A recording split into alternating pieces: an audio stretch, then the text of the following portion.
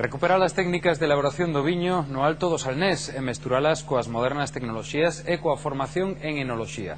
Isto é o que pretendían os socios da cooperativa Viña Moraima, que acaban de sacar o seu primeiro caldo de denominación de orixe Rías Baixas. Ningunha uva seca, ningunha uva podre, ningunha uva verde. Iso foi o que lles ensinaron o sabor dos 11 socios desta cooperativa de Barro, unha vila con tradición colleiteira secular que fornecía de viño á cidade de Pontevedra. Estas cepas de porráns na variedade albariño plantounas o bisavó de Salomé, agora vicepresidenta da cooperativa, e un tipo de acio coñecido como albariño dos vellos. Todos os socios veñen de familias de viticultores desta zona do Alto do Salnés. Hai décadas elaboraban o viño na casa e vendíanllo os restauradores da cidade, que o viñan buscar nun carro de bois. Co paso do tempo comezaron a venderlle as grandes adegas.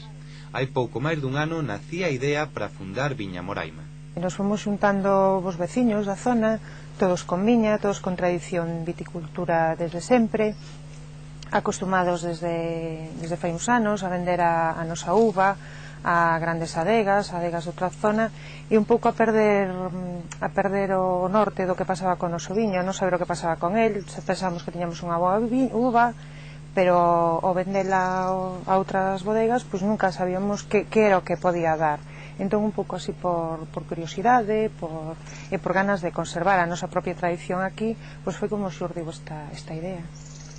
Son un grupo de xente nova que combina a súa formación enolóxica coa sabiduría e experiencia dos máis maiores. Son os propios socios os que realizan todo o traballo, dende o cuidado das viñas ata a recollida da uva a man, a elaboración do caldo e o embotellado, todo coas técnicas de toda a vida.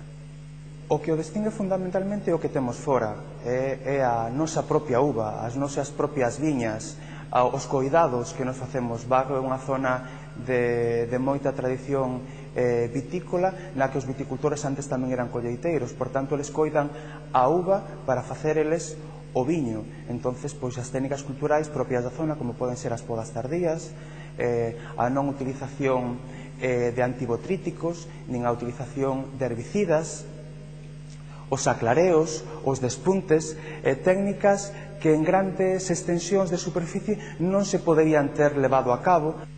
Deste método de traballo sae un albariño de cor palliza verdosa, con olor a flor branca e froitas e un caldo en boca redondo e longo. Os 11 socios investiron nestas instalacións ao redor de 300.000 euros. Na vendima de 2006 recolleron nas 5 hectáreas que traballan case 43.000 kilos de uva. Esta primeira produción foi de 25.000 botellas, que saen da adega a un prezo de 7 euros. Como tope de produción pro futuro, fíxanse o dobre, 50.000 botellas.